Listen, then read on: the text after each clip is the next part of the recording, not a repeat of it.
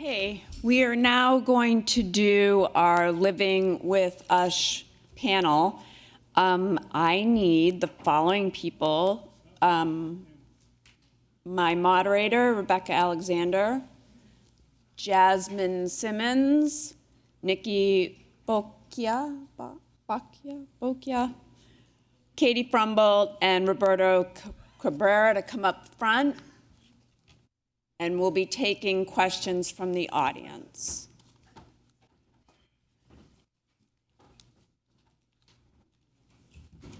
It's Boccia. It's okay.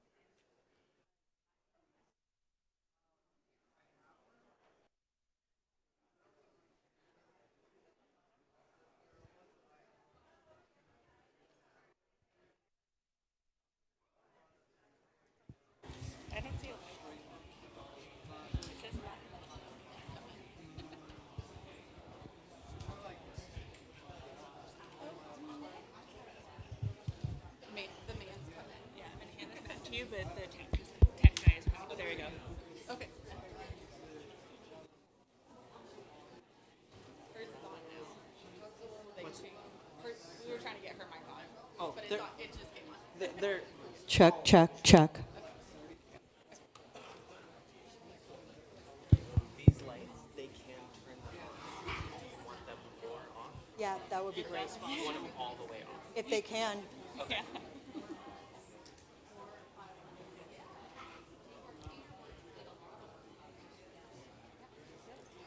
They're just saying that they don't work well without the lights. I said, there's priorities. It was So, yeah. how do you guys feel? I said turn them off. Yeah. Is that okay? It's fine. I know. Now you can show us what you got. Now I can take my hat off. Oh, sorry. I didn't see. I was like,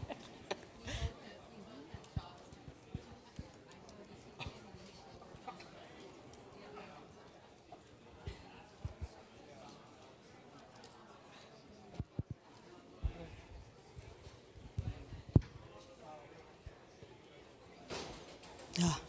Better, right? Yes. Okay. So much. Now we're not roasting, too. Yes. Okay, we're on. Hi, everybody. So, welcome to what will bring, I believe, this conference to a close, and is my favorite part, and that is about learning about the diverse range of experiences that we all have living with Usher syndrome. So, as I said, I'm Rebecca Alexander. For those of you who are not in the last session, I am a white woman with dark brown hair. I have gorgeous blue eyes. I am wearing a black jumper from Nordstrom Rack that I got on sale and some sandals from DSW. Okay, nobody cares. So I'm going to give everybody a moment here to introduce themselves, because I think nobody better to introduce you than yourself. So Nicki, if you want to take it away. Yes. Thank you. My name is Nicki Boccia. Sign name N around your eye, like eyelashes. I am deaf and hard of hearing, and I say that because I'm fluent in sign language, but I also wear hearing aids in both ears. I have Usher's type 2A. I was diagnosed last year. I learned sign in college, and I'm currently a technical product manager at eBay. So I build AI for work, and additionally, I am also the Global Access Co-President for our Enterprise Resource Group at eBay. So I lead accessibility programming and advocacy for disabilities at eBay, and I had the fortune of interviewing Rebecca for Global Accessibility Awareness Day in May. So I'm happy to be here and answer any questions. Just personal note, I'm a hobby addict, so I'm super outdoorsy, love to cook. I do a ton of activities, so when we get into the Q&A, would love to talk a little bit more about that too. I am Katie Fromholt. My sign name is a K over the heart. I am the parent rep up here on the panel. I'm a white woman with blonde hair wearing a black shirt in my late 30s now. I am mom to Brody, who is 12 years old. His sign name is just the B on the forehead. He has USH1B. We found out he failed the newborn hearing screening, which is an amazing tool, but also kind of a curse because you start right out of the gate knowing some of those things about your children that you weren't expecting when you went to the hospital. So he failed the newborn hearing screening. I am actually a teacher of the deaf too, and so was my mom. We had no family history. My mom babysat for two brothers who were deaf, and that's how she got into it, and I followed along in her footsteps. So when Brody was born, it was a complete surprise. So we wanted genetic testing done right away because we were very curious on what caused the hearing loss. And that's how we found out about the Usher syndrome. I was actually driving home from work, got a phone call from the geneticist office saying, hey, we got the results. He has Usher syndrome. You can follow up with your audiologist to learn more. I knew what Usher syndrome was, and I was like, you can't just call somebody. Like, I almost wrecked my car. So I spent a long time talking with that office on protocols and how to handle things, because that was not okay.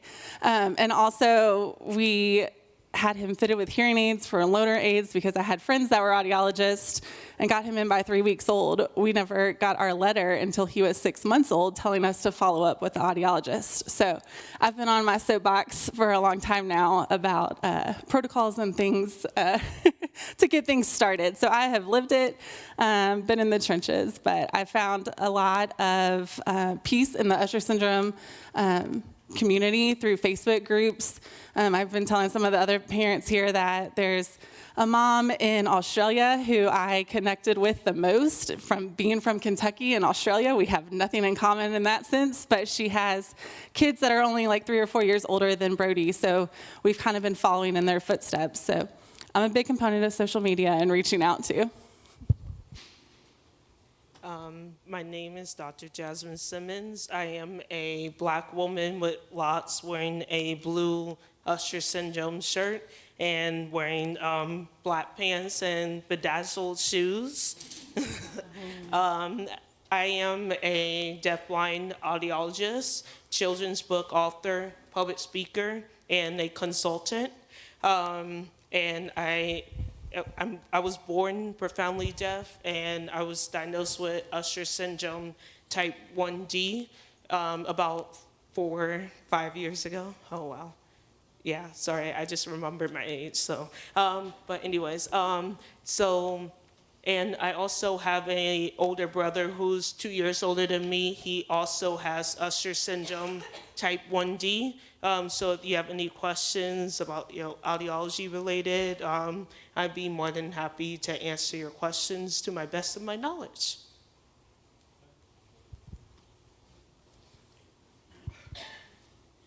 Okay. I just need just a second. I'm going to move around so everyone can see a little bit better.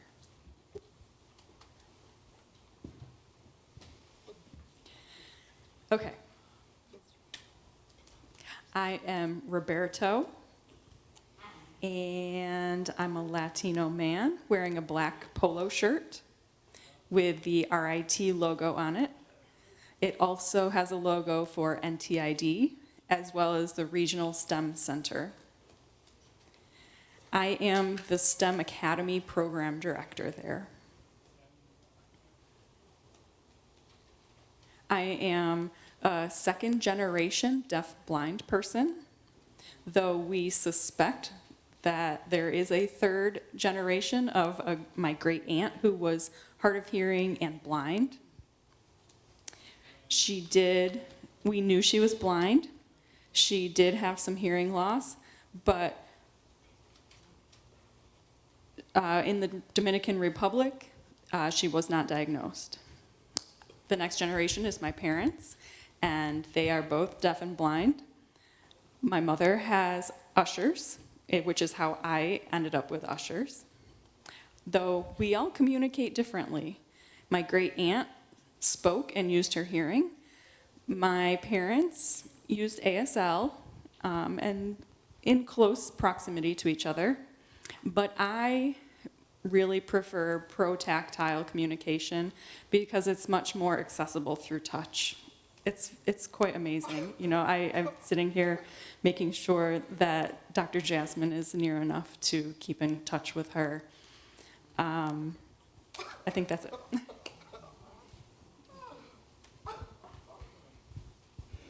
Okay, thank you to everyone for introducing yourselves.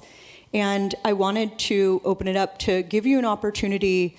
There's so many areas that we could cover today, but we all have our own special niches that we do for work, but also that we enjoy outside of work and live very meaningful, very full lives. So I guess I'm wondering, to put you on the spot here, what would you say has been, for you, one of the biggest adjustments that you have had to make and contend with as someone living with Usher syndrome, or being a mom of someone with Usher syndrome or deaf-blindness in a world that, you know, where we are sort of responsible for doing a lot of the educating and awareness and the advocacy? I can go first. This is Katie. I have Brody, I say, is our tour guide on this journey because he's the one living with it and he knows what works and doesn't. And I have had to put my foot in my mouth a lot with him by saying this is something that's going to be really hard for you to do. And he's like, well, then I'm going to do it and try it and fail or succeed.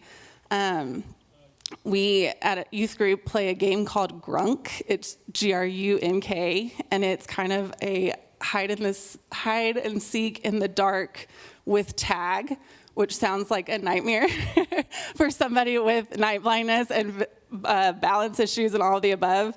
So I had taken it upon myself to say, you could be the jailer because that's in a place with the light and you ask people questions, and was told, this is a game where I will excel because I can feel around and I know everything about the dark already.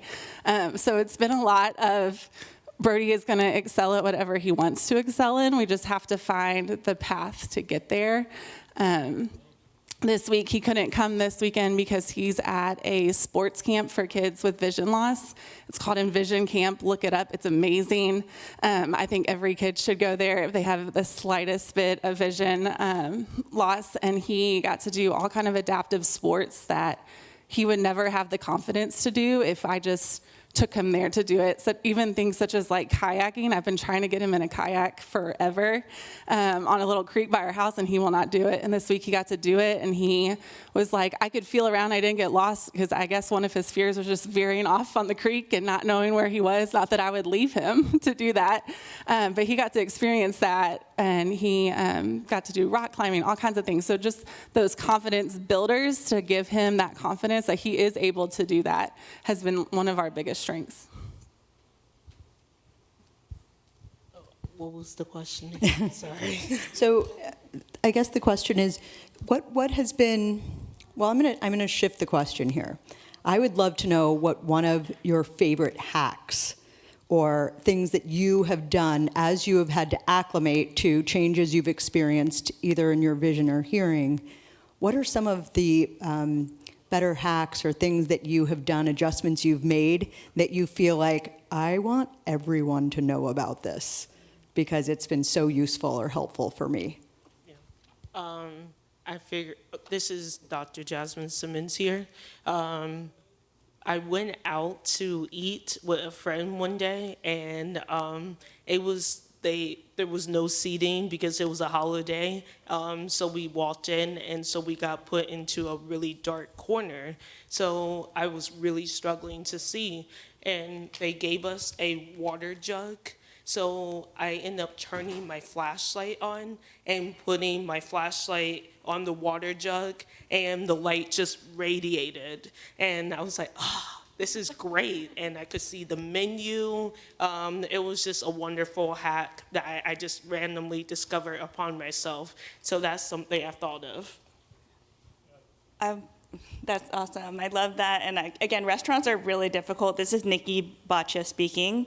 I forgot to give a physical description. I'm also an Asian woman in my 30s with long brown hair, and I'm wearing a black blazer and a black maxi dress, just in case. My hack was I was hosting an on-site for eBay for work, and I had about 40 people that were flying in from everywhere, and I had to plan a whole agenda with where we're eating, and I got a recommendation for this Mexican restaurant in Austin, and it was playing loud techno music, and the lights were pitch dark, like could not see anything. I had 2 interpreters with me on that job site, and since I was hosting, I couldn't uproot the whole group and move us to a different restaurant. I had this reservation for months, and they couldn't turn off the music, and they wouldn't turn up the lights. And so what I ended up doing was taking the lamp from the service station and putting it on the table and plugging it into a wall and sitting like kind of like the Godfather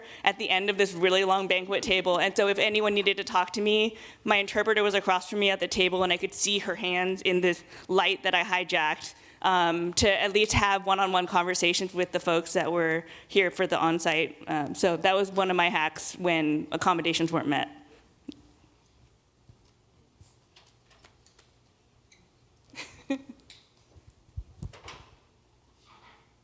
I want to give Roberto an opportunity to share, but if this is not your question, that's fine too. Well, I'm thinking. I'm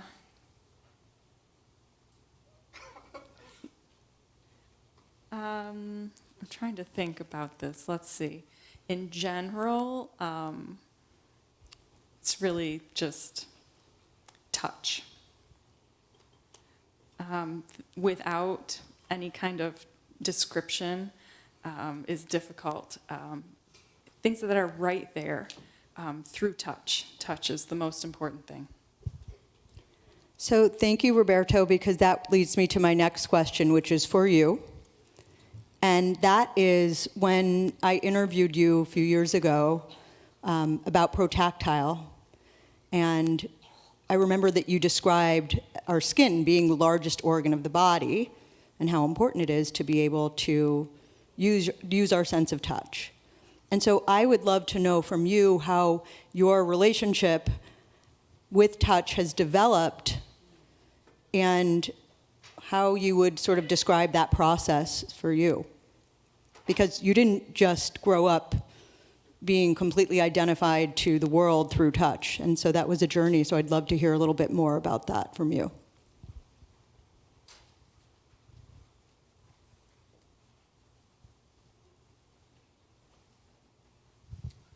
Oh, that's a great question. Let's see.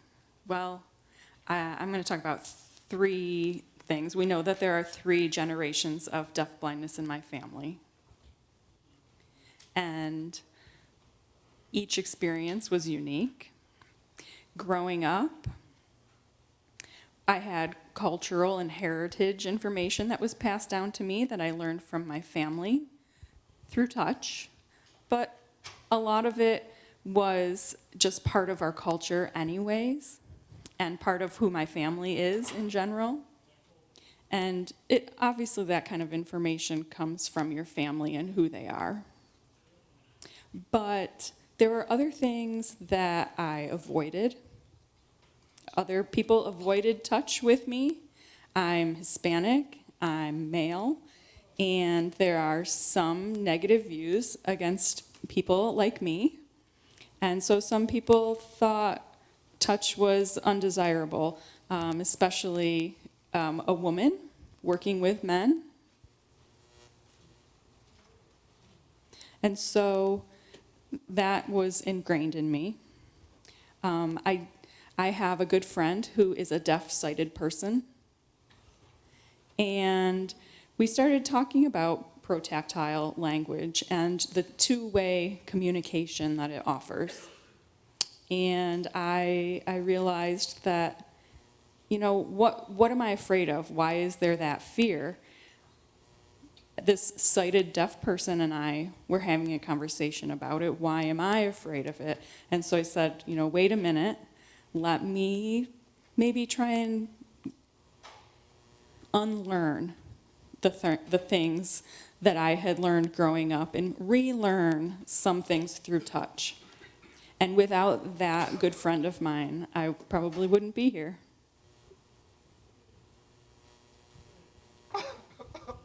Mm-hmm. Thanks, Roberto, for sharing. So I'd love to hear from any of you about how you might hold a conversation with a family that's here for the first time, coming to a conference like this, and what you might want to share, words of wisdom or things that you might relate to or things that you might think would be worth hearing, knowing. This is Katie. So this is our 4th conference, but the very first thing we ever experienced with the deafblind community, even being a teacher of the deaf, I have like a few children here and there, but not a huge group of deafblind individuals. So Brody, we got our genetic testing at 5 months old. It was very quick. It's not that quick nowadays, I feel like, because more and more people are trying to get the genetic testing. And that was at 5 months old. At 9 months old, we got invited by a friend to come to Ohio State University where they were doing a conference on Usher syndrome, and we thought it was amazing. And we walked in, and there were all these adults with white canes and dogs, and we were just overwhelmed. We were not ready. That was not the right mindset to be in at that point, but it also threw us in it, and we saw how successful they were and how they were maneuvering around their environment and how they were having conversations and meeting friends. And so while we were overwhelmed and I cried the whole way home, it was very good because we could see the success of the adults, and we knew that he had a future that he was going to be successful in.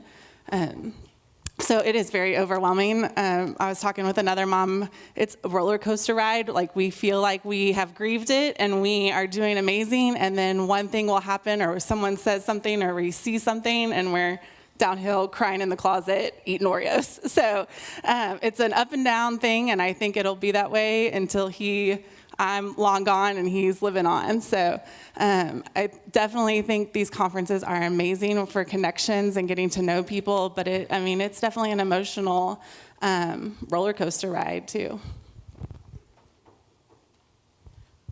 Dr. Simmons here, Jasmine. My advice is just take it one step at a time.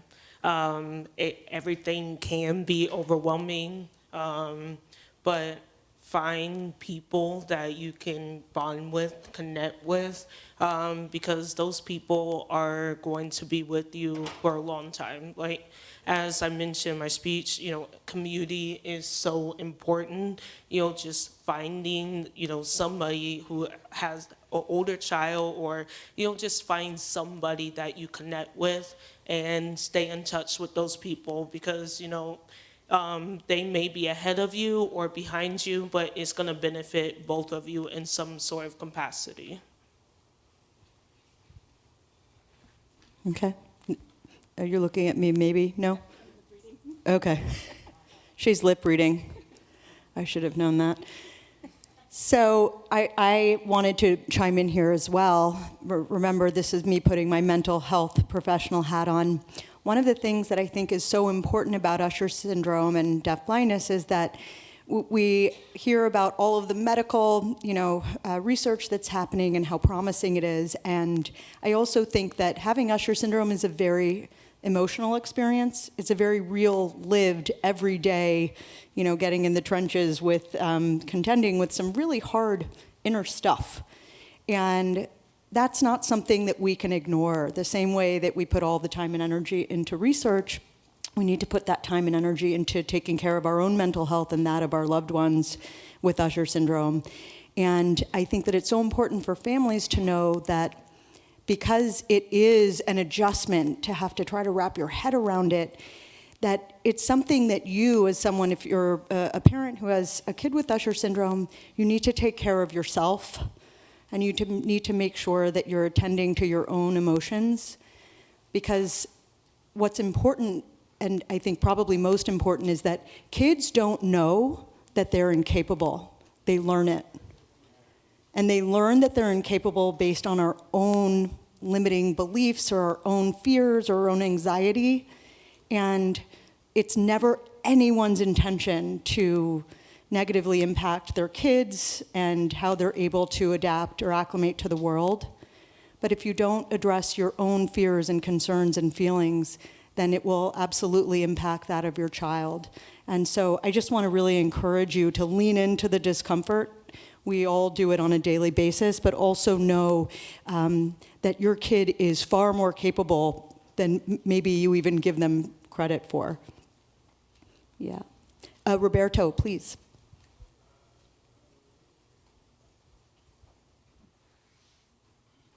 I do have something that I would like to add to that. Do you mind if I borrow a little bit about what you were saying earlier, Dr. Jasmine? All right, I'm going to borrow your hand really quick for this. Can you make this hand shape as an S? Perfect. So this right here will represent a baby, a beautiful baby that's born and being coddled after birth, just so cute, fresh into this world. And their first language, right there, is touch. It's already there. It's the first language that they experience. People are holding the baby, they're patting the baby's back. That is the first language the baby experiences. And over time, they can start to see me. That is their second. And even more over time, as we start talking to the baby orally, that becomes their third. And as they get further and further away and the connection starts to decrease, right? We see more of that being added. But really at the heart of it, the first language is touch.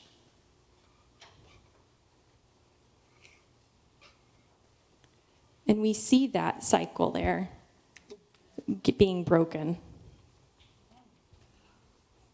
Thank you, Roberto. That was really helpful. Yeah. So I want to be mindful because I can imagine we have about just a little under 30 minutes. I would imagine you guys have been sitting around a lot and that you do have questions, and I want to be able to open it up to that and not pretend that I have any idea what your questions might be. So I don't know who's managing the microphone or whatever, and that's going to be on you, Krista. Oh, somebody is over here. Okay. So if you have questions, would it be okay for us to open it up just to give you guys an opportunity to ask? I'm not going to be responsible for calling on people. I think that's a bad idea. I think this is on. Okay, I have a question. I will sign. Okay. I'll stand.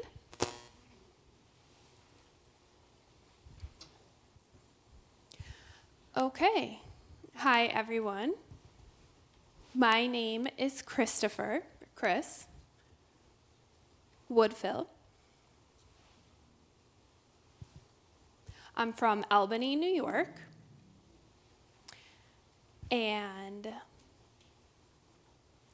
I work in New York State for a deaf, blind, and hard of hearing executive. I am the first person in that position for deaf, blind, and hard of hearing community. And one big role for us is advocacy. Advocacy for deaf, blind, and the hard of hearing community here in New York State. So my question to you all is, can you share maybe one or two of your most important or biggest advocacy moments for you guys as members of the Usher syndrome community? Also, I do have Usher's 1B, but I identified myself as deafblind. Thank you.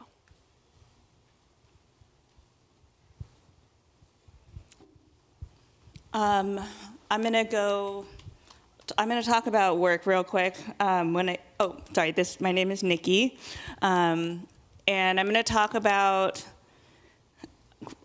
my experience in the workplace in terms of disclosing, and that's step one in self-advocacy. This is something that my mother taught me to do because I grew up profoundly deaf. So I was able to have that skill and bring it forward even with my deafblindness. Because I can speak and lip read, when I was interviewing with companies in person, I didn't need to disclose because I could get by. When the pandemic happened and I had to interview and work remote, it became difficult when I was working at a global business with people with accents that had camera off. And so when I joined eBay, it was during the pandemic and I could not do my job. In that instance, I felt really limited. I felt really disabled. And I had to go through disability grief to talk about mental health and process that I needed to change my needs, or my needs have changed now, and that I needed to self-advocate. So I pushed the business to get the first interpreter service as an approved vendor for the business, for events, for future deaf employees. This means for 27 years, they had not been supporting deaf employees with ASL, and that's huge. I now have deaf friends that I've referred into tech positions, which I'm super excited about because they are interviewing in ASL, so that's huge. And I'm actually now fully able to do my job and use ASL every single day and not have to use my brain power to hear. And that's something that's a really big gift, and I wouldn't have had that had I not gotten over the grief and had I not stood up for myself and advocated for what I needed. So that's my advocacy story. This is Katie. I can pass on to Roberto and Jasmine, and then I can talk about school advocacy. Are you going to talk about school too? No, I did not hear the question, so I apologize. What was the question? Oh, the question is if you could share one or two times where you have really self-advocated, or that you feel like were, the most instrumental times that you've self-advocated for yourself. And I'm botching Chris Woodfill's signs, so I apologize, Chris. Okay, she just needs to think about it. So in school, I'm Katie. This is Katie speaking. In school, we started, Brody started preschool at 3. In Kentucky, you can have preschool at 4, but you can start at 3 if you have an IEP. So he started at 3 years old. He only had speech and deaf and hard of hearing services. We moved into 4-year-old year. He had the same kindergarten. He lost speech services, which is kind of like a yay, and I don't know what I'm going to do without the speech therapist watching him too. All this time I kept saying, he has this vision loss that comes with Usher syndrome, and we really need vision services. And they said, he's not blind enough. And I said, okay. So the next year I would try again. And the next year until I took a position as the deaf-blind outreach consultant for the state of Kentucky, because I said, I'm going to fix this and I'm going to change this, and he's going to get services if no other kid benefits from it other than my child. And that's where I really learned the law. And it says in the federal law that kids in school with a progressive loss, AKA RP, can receive services from the time they're enrolled in school. So that was in 4th grade, we finally got vision services and O&M services. And that's when he really was able to start working with the O&M and getting his cane training and all these things that I had requested since kindergarten. All along, we've really been advocating for the hearing loss side of it, and kind of just also throwing in these things that work for his vision too, that kind of teetered that line of they're good for people with hearing loss to use and with vision loss. So like good lighting, preferential seating, all those big words that you see on the IEP. Each year he would come in, and when he was younger, I would read a story about a kid with hearing loss and talk to his classroom, and we would show the processors. He would stick magnets to his head, and the kids thought that was like hilarious, and he was so cool because of it. As he got older, we had him he would go and read the story to his class when he was in like upper elementary, and he would talk about it. We do live in a small town, so 90% of the kids in his class every year heard this for the year before and the year before and the year before. But there was always a new kid, or where they changed classes. Going into 6th grade last year, I had him, we kind of one-upped Ava Voice's one-pager, and I said, I want you to make a PowerPoint, and we're going to send it to your teachers, because I couldn't get any of them to all sit down as a group together. We're going to send it to them. So he is a very tech guy. My husband's an IT guy. And we had videos in it of him. He was showing his cane. He was showing that he needed this when he's changing classes, things that worked for him, things that didn't. I wanted him to talk about just himself too, not the hearing loss or vision loss, but just yourself too. So he had a whole slide about how he wants a bird, and I won't let him have a bird, and all of this on there. So the teachers got to open that and see that, and I did it in a Google slide so I could see who actually opened it too, and who actually had looked at it. But they all knew coming into that meet and greet a couple days before school started, they knew exactly who he was when he walked in the building. They knew what he needed. They all were like showing me where the desk was, because I'm sure I'm like, there's this mom, Brody's mom, and she's going to be coming in here, but I'm okay with that. But it's really taught him all along this way that he needs to advocate for himself, and he's doing that more. Now he got in trouble, and we had to have a whole conversation with the teacher because he was telling her that he needed the lights on, and it was cool that she wanted like a cool classroom with the lights off, but he couldn't see. And so he just kept getting out of his seat and turning on the light because she wouldn't do it. So we had to talk about, yes, do that, but also there's ways to handle it too. So he's a very good advocate. A lot of times we have to kind of tone him down because some of those things are already in place and you don't have to advocate. You just need to chill for a second and look around and take in your surroundings, and then we can start advocating for things that we need on top of it. I'm drawing a blank, but well, I mean, I'm just gonna mention self-advocacy, the importance of teaching your children self-advocacy, instilling self-advocacy skills within yourself. If as an adult, it's never too late to stand up for yourself. And, if you are concerned about how people are going to react, just start off small and go from there. Because you always want to make sure you stand up for yourself. That's all. Thank you, everyone. I wanted to add to this too. I think sometimes when we think of self-advocacy, at least when I used to hear this, I used to feel like dread, because it feels like a fight. You got to fight for it, and everybody's trying to fight you, and so we have to fight for what we deserve, and it's like, ugh, because life isn't hard enough, right? But what I think is important is that we oftentimes think of self-advocacy from a place of just it being exhausting and being tireless, which it is. But I think that sometimes if we were to take the approach, which I try to do, of the things that we're oftentimes advocating for are actually pretty cool. And so when we come from a place of educating someone and less from a place of, how are you going to disappoint me? And we almost sometimes, we feel set up for that, and that's not our fault. We live in a very able-bodied world.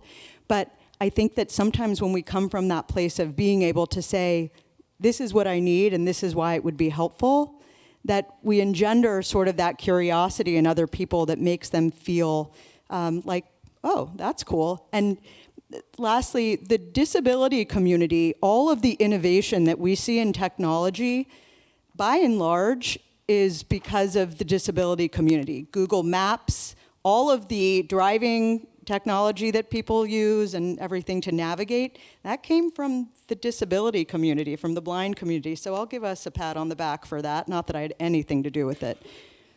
But I think it's important to think about disability and self-advocacy as driving innovation. Yeah. Do we have other questions? There is one question over here. Yes, I have a question. One moment. Hello, everyone. My name is Kitty. My last name is Fogri. I'm from Pennsylvania, and I wanted to ask two questions. The first being, did you have any eye surgeries, and what helped you? Oh, eye treatment, and what helped you improve, or what didn't help improve?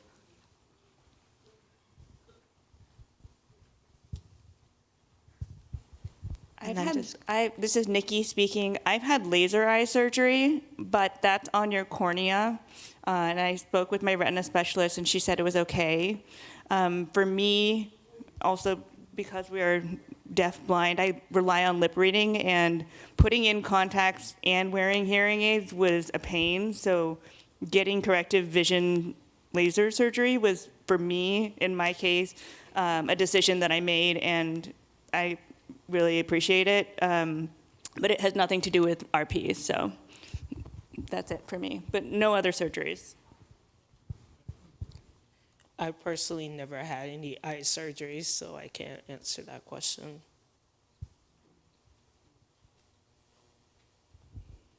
I had cataract surgery, which is a whole other conversation, but it improved my vision with absolutely nothing on, no contacts or glasses, but it's a real adjustment.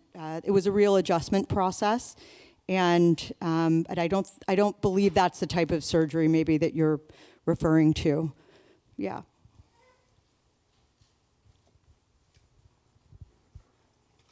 This is Roberto speaking. I've had the same experience with cataract surgery. This was a long time ago, back when I was younger. I was in my 20s at that time. And it was a very profound experience. I know it can be a very significant experience for a lot of people. And it made a huge impact.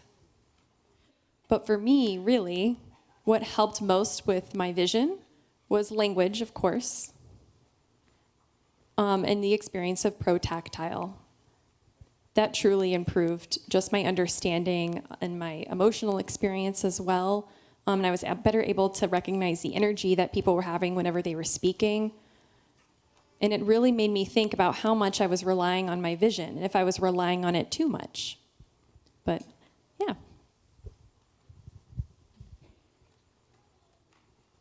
Other questions? There's one. Okay. Hello. My name is Aaron, and I have a question about something that Rebecca had talked about. So, Rebecca, love to hear from you, and then the other panelists as well, if you want to chime in. Rebecca, you mentioned about social media, and you were talking about how to be careful with that, and you gave a really, really good example about treatments and about how people who are not professionals may post information about treatments that may not be so great for people to read because it's coming from non-professionals. I want to take that same example and instead of treatments, switch it over to mental health. So what advice would you give to people who are active on social media posting information about mental health? And what advice would you give to people who are seeing that information about how to react to that? So I guess that's for me. So that's a really good question, Erin. Thank you for asking that. So what we know about social media, and part of what's difficult, is that the very nature of it is driven to get from your eyes, from what you're watching and hearing, directly to your brainstem as quickly as possible. And that is, we know, can have pretty damaging effects. And so that means that people become very reactive, very responsive. The anxiety levels among not only our community, but around the world has skyrocketed. And the reason why that is that everything feels so urgent. Someone says something or does something, and immediately it elicits a response in us, a reaction in us, anger, frustration, really strong, heated emotions. And we have to act on it. We got to do something. We got to say something. Hey, that's not cool. That's not fair. Whatever it is. Or maybe, oh my God, that touched my heart. I can't even. And what we don't do is we don't take a step back. And we don't say, well, wow, how does that affect me? Or like, wow, that really struck a chord. Or, wow, this doesn't feel good. Or, how is this affecting my mental health? And we can't control anybody and everybody else out there in the world. Trust me, we have all tried in many different ways. But what we can do is we can control how we contribute or how we don't contribute to whatever is happening out on social media. And so if there is someone that maybe you disagree with, then I might take a moment, I might take a beat, I might sit with it and see what is it that's sort of coming up for you. But I also sometimes think that if you feel like someone is maybe putting out information, maybe what you say is, hey, I would recommend that you check with your own personal doctor or whatever the case may be, instead of engaging in sort of the rhetoric or the back and forth. Because at the end of the day, how many of us have ever gotten off social media and felt better about ourselves or felt like we changed someone's mind or felt like, usually the answer is not what we would hope for it to be, but we will try until no end. So I guess my best suggestion is to sort of to take a step back, to think about how do I take care of myself in this situation and not act on impulse or instinct, not on my first reaction. I hope that's helpful. Yeah. So we have just under about 10 minutes here. I wanted to make sure if there's anybody else who wanted to ask anything that you have an opportunity. Question over here. Hello, my name is Jessica, and I'm here with my sister-in-law, who we just found out she had Usher's about a year and a half, 2 years ago. Yeah. And I have a question. Could you guys share some insight on how to educate your family or providers on Usher syndrome? And what are some effective coping strategies that you guys have used having Usher syndromes and having to educate family and providers and things like that? This is Nicki speaking. There are a ton of resources online. We've got a ton of those resources are here, so check out some of the booths and speak to some of the experts. Not only that, just in terms of getting yourself familiar with what Usher syndrome is, it will show up for each of us differently. So making sure that you just work with the person that you know who has Usher and ask, how can I support you? If you see them struggling or you don't know if they're struggling, just ask that simple question or ask if they need help, and hopefully that person can advocate. And if they're children, teaching them to advocate or express that, it's okay if you can't do something or can't see something, let me know, because then they will get more familiar with being able to let you know when they need support. I think there are often times where I'm actually okay, and people think I'm struggling, or I'm actually really struggling and no one's checking in on me. So that's a really big thing for me, and I appreciate you asking that and you supporting your sister-in-law. That's really huge, and you being here is incredible, and that's, I think, a huge support for just the community at large. So appreciate you being here. Maybe not in your situation, but thinking of the younger families out there. Oh, I'm sorry. This is Katie. I'm really good at that on Zoom, but not here. For the younger families, we had a lot of family blame, like my family blaming his family. When it comes down to it, we're both responsible for it. It's a gene that comes from both of us. We had a lot of family that wanted to get tested, and I was like, go for it. Your insurance probably isn't going to cover it, but if you want to do that out of pocket, that's on you. He's already here. We can't change anything about our genetics now. And then moving into different providers, we have moved around to different providers because we weren't getting what we needed. Even just down to getting his cochlear implants in Kentucky at the time, they weren't implanting the simultaneous, both at the same time, and we knew that's what we wanted, so we ended up going up to Ohio. We've been at different ophthalmologists, like as his vision has progressed. We would love to have someone who specializes in Usher syndrome around us, but we don't have that. So we've really been looking for those with the different retinal diseases and syndromes and their backgrounds. So if you aren't liking those providers, there are other providers out there. I mean, we drive 2.5 hours now, but we're getting his needs met where we are, so it's worth it. So I know this is Jasmine speaking. I know we were just talking about social media. It can be impactful and it can be harmful. Like the other said, like learning more, doing your research, but also sharing other people experiences also help. When I started my Instagram account, I connected with so many different people who have different disabilities, and it really opened my perspective, and I learned a lot from other people. So I say, look into social media. Obviously, take it with a grain of salt, but it can be a very positive power tool. And then the second question, the way I cope, I recommend therapy. I recommend starting therapy at a young age. That's something I wish I have done. I think it would help me cope. Having Usher syndrome, you're constantly grieving. You think you're okay, but then something else happens, and then you get right back into grieving. So there are definitely highs, but then there are going to be lows. So I definitely recommend therapy, so that way you can keep your mental health in check.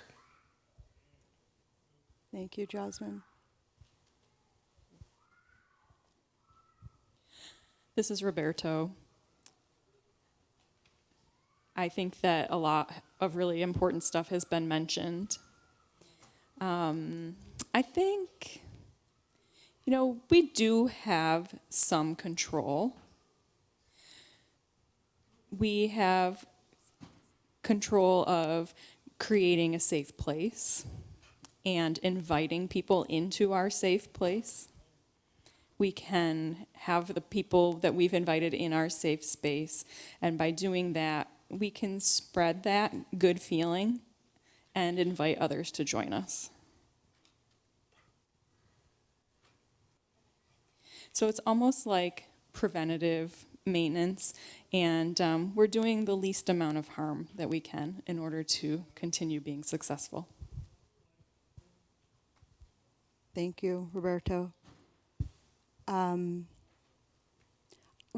thing I wanted to mention too, I think that's important, and of course, remember mental health over here, is that we all have our own very real experience and lived experience with Usher syndrome, deafblindness, as a parent, as a sister, as a brother, as a spouse, as a partner, as a whatever you are, as a child.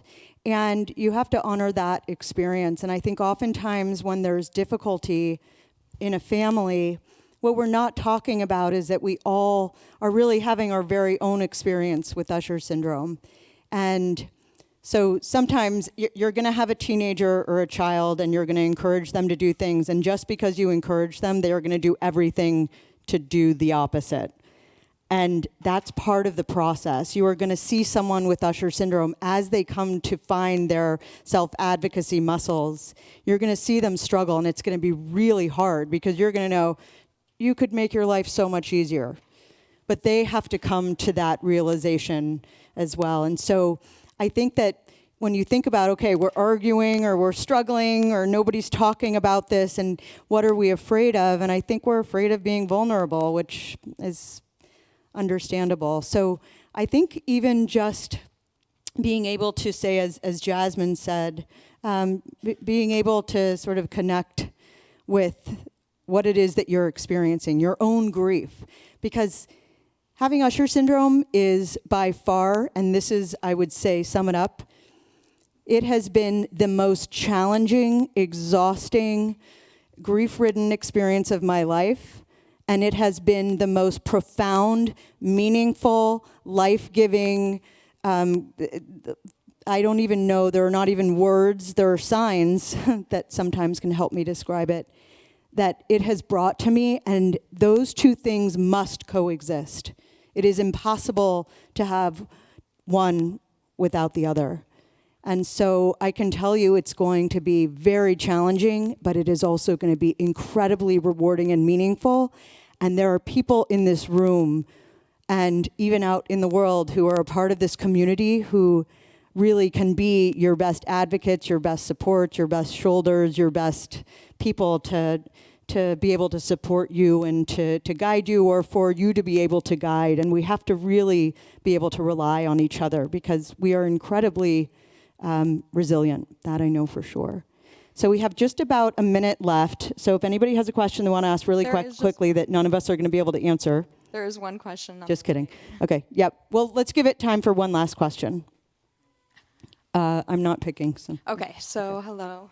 My name is Arthur. I just want to make sure the interpreter can see me. Hello, everyone.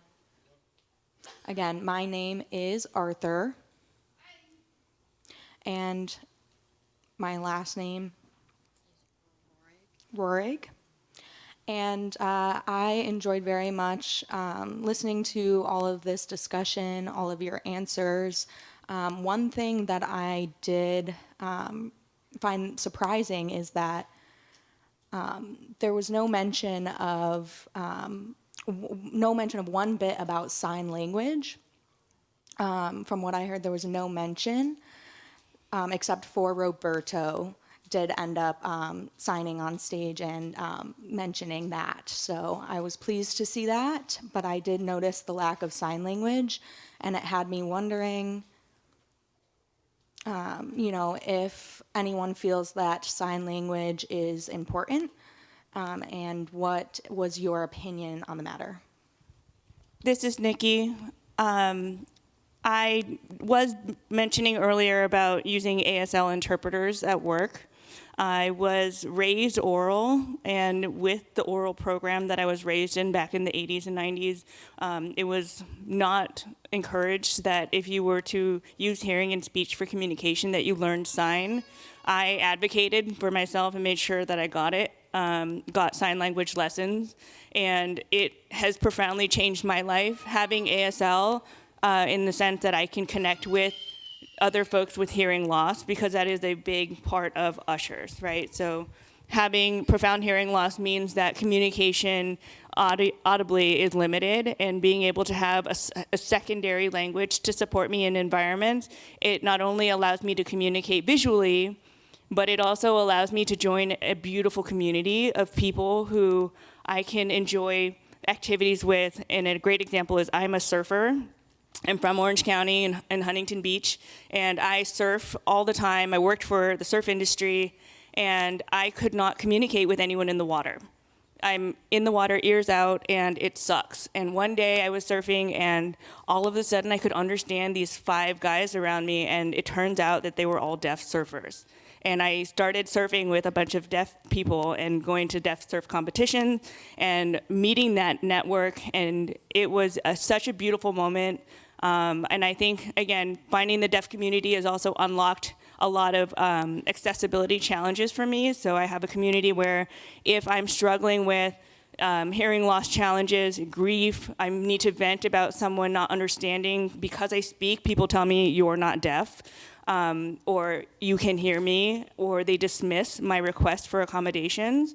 Having sign language and having that deaf community is so important. And for parents with children, I encourage you to show your children, or at least attempt to try to learn to communicate visually, so that you're not putting the burden of hearing on someone who has a lack of hearing. I think that's really important. I think that wearing hearing aids and cochlear implants is also a great way to allow your child to communicate and engage with the world and connect with the world, but there is such beauty with ASL and with the deaf community, so I highly encourage that. Go ahead, Katie. Okay. This is Katie. So this is Katie. So with Brody, we had him implanted. We used ASL with him until he was about 4. He was implanted at 15 months, but born with that profound hearing loss. So without any sign language, he would have had no language up until even after 15 months old, because you don't hear right away with that cochlear implant. It's a lot of work to get there. And then on his own, about 4, he would tell us no hands, and he would put our hands down. So that's why we implanted him, was so that he would have that choice in life of which one he would choose. Now at about 11, he decided he wanted to sign again. So we've been working on those ASL skills. Like you said, when you're in the water, you don't have those. So he really knew bedtime signs, bath signs, and swimming signs. In this gap in between, those are the things that he knew. But now he has that choice of wearing his implants and doing that listening and spoken language, or choosing the ASL. And so he's slowly moving into that world of both. This is Dr. Jasmine here. I grew up oral, and it was spoken language was encouraged. ASL was not encouraged. However, my parents did have us learn ASL, and then I ended up forgetting those skills because I was mainstream throughout my life. But then high school, I started taking ASL again, and in college. It's something that I'm constantly working and trying to improve those skills. I agree with Nicki said. Learning ASL and spoken language, it does wonders. It allows your child to have access to communication when they want their ears off. I don't wear my cochlear all day. Like when I get home, I take it off. If I'm at work and there's nobody around me, I take my cochlear off. And having that ability to learn ASL and communicate is so efficient. So I encourage to learn ASL. I think it's so important. So thank you for bringing that to our attention, author.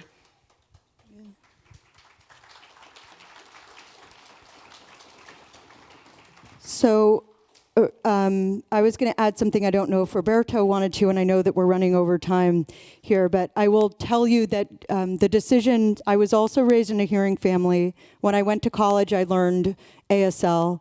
It was the best thing I could have done for myself. When I graduated from graduate school, I worked as the social worker for the School for the Deaf in Brooklyn, and really was able to get much better at sign. And as my vision declined, I then started learning tactile, and now more recently pro-tactile. parents often ask me what they should do, and I can't tell them, but I will tell you, and this is my own very personal opinion and professional, but I believe that if you implant a child, that you should also teach them sign language. And I don't believe that those two, again, are mutually exclusive. And for some reason, there has been this huge discord between you're either deaf or you're hearing. Like Dr. Jasmine, the moment I am not with a hearing person, my ears are off. And it is my preferred state, it's my religion, it's how I focus. But the reason why I encourage parents to teach their child ASL is because it is a tremendous way to help them develop confidence, to help them be able to integrate into the hearing world, the deaf world, whatever community feels most comfortable for them. And it's a way of not telling them they have to come to your table, but actually being able to join them where they are, whether their technology is on or not. I think what it does for the identity of a child is pretty remarkable. So I appreciate you bringing that up, Arthur, and certainly in our next conference, we'll be sure that we have someone on the panel as well who is an ASL user.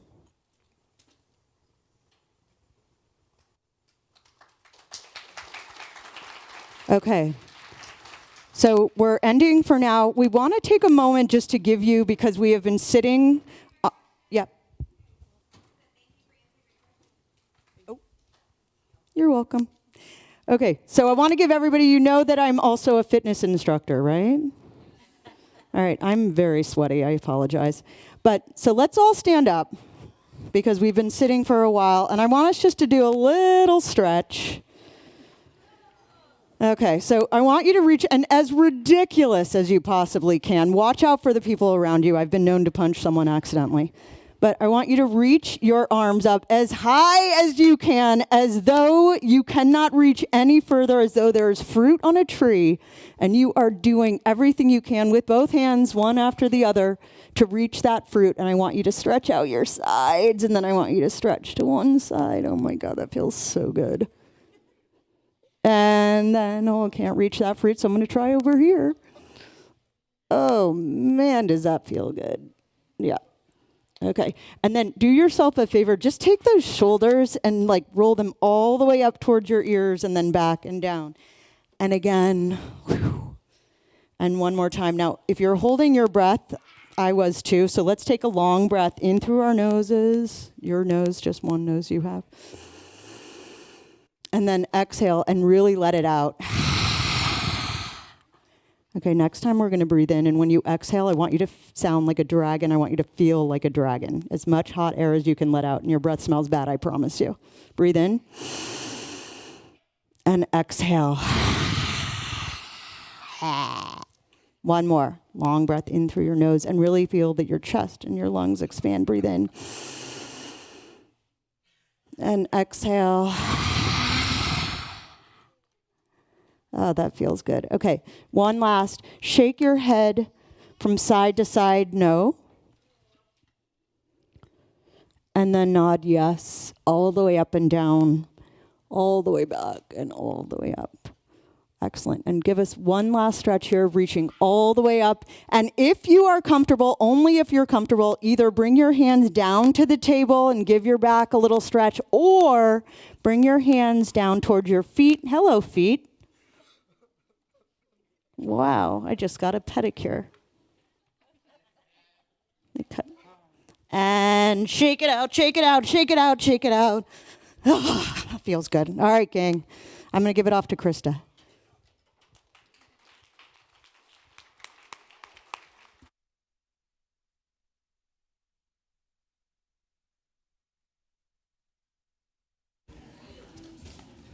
Okay, sorry, Rebecca. He's on. Can you hear me? Oh, yeah. Oh, no, it's okay. Okay, before I'm gonna start to close out the event, but we're gonna have a special presentation